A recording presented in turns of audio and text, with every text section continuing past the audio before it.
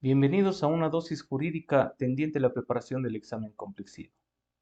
En esta ocasión vamos a hablar sobre lo que es el término, lo que es la audiencia y la dirección de las audiencias.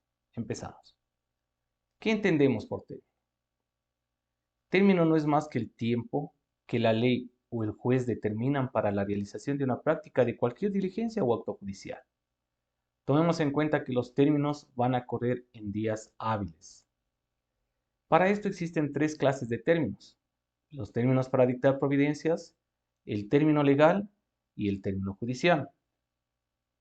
El término para dictar providencias nos indica que si la ley no señala expresamente un término para dictar una determinada providencia, éstas se expedirán dentro del término de 3 días contados desde la petición que formule una parte, más un día adicional por cada 100 folios a discreción del juzgador.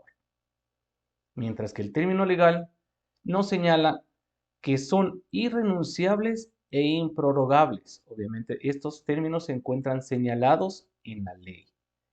El término judicial dice que en los casos en que la ley no prevea un término para la realización de una diligencia o actuación procesal, lo determinará el juez con el carácter de perentorio y vinculante para las partes. Aquí las partes podrán reducir, suspender, ampliar los términos judiciales, pero de común acuerdo.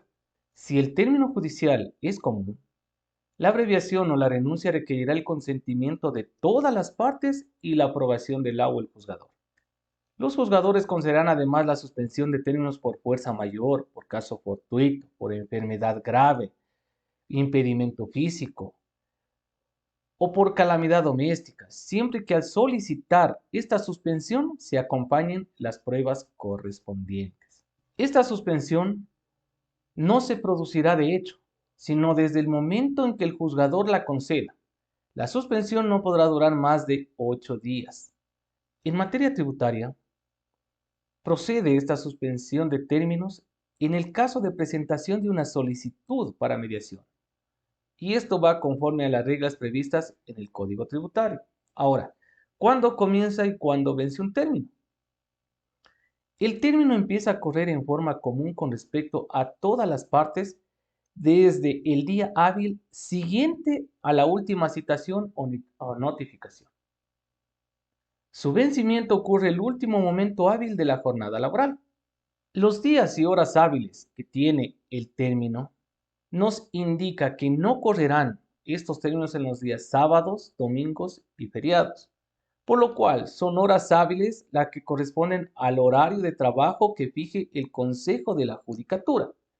Hablemos sobre la audiencia. Las audiencias se celebrarán en los casos obviamente que se encuentran previstos aquí en el Código Orgánico Penal de Procesos, ¿no? Y en caso de que no pueda realizarse la audiencia se dejará constancia procesal.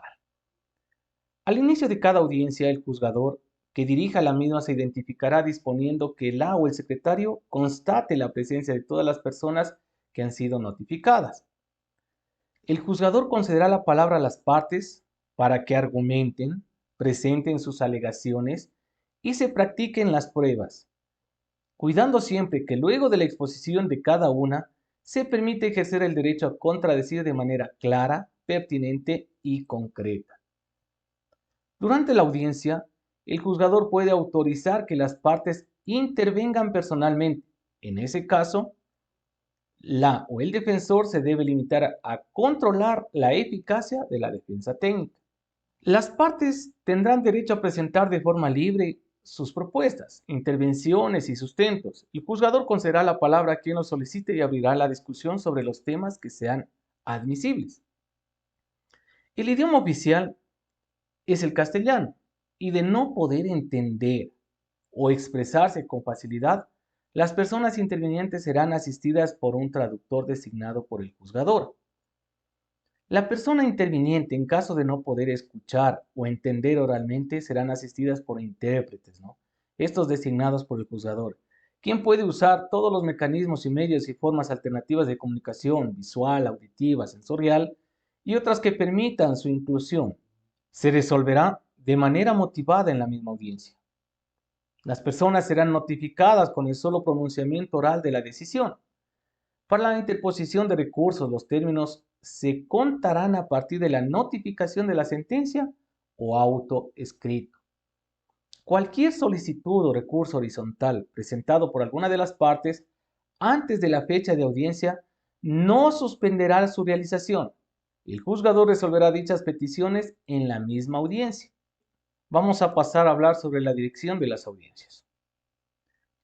Esta dirección de las audiencias le corresponde exclusivamente al juzgador competente. Y en la Corte Nacional de Justicia, Cortes Provinciales y Tribunales Distritales de lo Contencioso Tributario Administrativo, al juzgador ponente, estos como garantes de los derechos y de las normas. Dentro de las facultades de dirección se podrá indicar a las partes los asuntos a debatir, moderar, impedir que sus alegaciones se desvíen hacia aspectos no pertinentes, ordenar prácticas de pruebas cuando sea procedente. Asimismo, podrán limitar el tiempo del uso de la palabra de las personas que intervengan, interrumpiendo a quien haga un uso manifiestamente abusivo o ilegal, ¿no? Ejerciendo facultades disciplinarias destinadas a mantener el orden y garantizar su eficaz realización. El juzgador dirigirá de tal manera que las partes y el público comprendan lo que ocurre. Al hablar de la presencia ininterrumpida del juzgador en las audiencias, el juzgador que inicie una audiencia debe dirigirla y permanecer en ella. Su ausencia injustificada dará lugar a la nulidad no subsanable de la diligencia. Las audiencias se desarrollarán en forma continua hasta su conclusión. La audiencia podrá reiniciarse con una o un juzgador distinto al que inició la diligencia cuando se demuestre la existencia de caso fortuito o fuerza mayor. Hablemos sobre la suspensión. Aquí el juzgador puede suspender la audiencia en los siguientes casos. Cuando en la audiencia ya iniciada concurran razones de absoluta necesidad, el juzgador ordenará la suspensión por el tiempo mínimo necesario, que no puede ser mayor a 2 días, luego de lo cual proseguirá con la audiencia. Al ordenar la suspensión, el juzgador determinará el día y la hora de reinstalación de la misma. Si reinstalada la audiencia, una de las partes no comparece, se observará la regla general prevista en este código. Para el caso de la inasistencia de las partes, el juzgador no reinstala la audiencia, será sancionado conforme la ley. Cuando por caso fortuito o fuerza mayor que afecte el desarrollo de la diligencia, el juzgador debe suspender una audiencia y determinará el término para su reanudación, que no puede ser mayor a 10 días. Al reanudarla, efectuará un breve resumen de los actos realizados hasta ese momento. Transcurrido el término indicado en cada caso, sin que la audiencia se haya reanudado, se dejará sin efecto y deberá realizarse nuevamente. La inobservancia de los términos por el juzgador por las partes será sancionada conforme con la ley. La publicidad de las audiencias. Estas audiencias son grabadas solamente por el sistema implementado por la autoridad competente. Aquí en las audiencias se prohíbe fotografiar, filmar, transmitir y su contenido no puede ser difundido por ningún medio de comunicación. Las partes pueden acceder a estas grabaciones oficiales. No se confiere copia cuando el juzgador considere que podría vulnerar derechos de niñas, niños, adolescentes, familia o secretos industriales o información de carácter tributario. El contenido de la grabación oficial podrá ser objetado hasta 24 horas después de realizada la audiencia. En todos los casos que se encuentre copia de la grabación de una audiencia, se prevendrá de la responsabilidad por el manejo abusivo de la información. Ahora, sobre las personas que asisten a las audiencias. Quienes asisten a estas audiencias deberán guardar respeto y silencio. No pueden llevar ningún elemento que pueda perturbar el orden de la audiencia. Tampoco podrán adoptar un comportamiento intimidatorio, provocativo y irrespetuoso. En el caso de que pase esto, el juzgador y la Policía Nacional podrá evitar el ingreso u ordenar la salida de quienes no cumplan estas disposiciones. Dentro de la comunicación de las partes con sus defensores, hablamos de que las partes pueden comunicarse libremente con sus defensores durante las audiencias.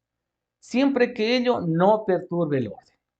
En la comparecencia a las audiencias, las partes están obligadas a comparecer personalmente a las audiencias, excepto en las siguientes circunstancias: cuando concurra procurador judicial con cláusula especial o autorización para trasingir, que concurra procurador común o delegado con acreditación correspondiente en caso de instituciones de la administración pública, cuando a petición de parte el juzgador haya autorizado la comparecencia a través de videoconferencia u otros medios de comunicación de similar tecnología. Los efectos de la falta de comparecencia a las audiencias significa que en caso de inasistencia de las partes se procederá de acuerdo con los siguientes criterios. Cuando quien presentó la demanda o solicitud no comparece a la audiencia correspondiente, su inasistencia se entenderá como abandono. Si comparece la parte actora sin su defensor, el juzgador suspenderá la audiencia y la volverá a convocar por una sola vez a petición de parte. Cuando el demandado o quien ha sido requerido no comparece a la audiencia que corresponda, se continuará con la audiencia y se aplicará las sanciones y efectos, entendiéndose siempre que pierde la oportunidad procesal de hacer valer sus derechos. Sin embargo, en caso de retraso, se admitirá su participación, tomando la audiencia en el estado en el que ya se encuentre, ¿no? Si el juzgador dispone de oficio en la realización de una audiencia, la proseguirá debiendo resolver lo que corresponde conforme con el objeto para el cual la convocó. Hasta aquí esta dosis jurídica.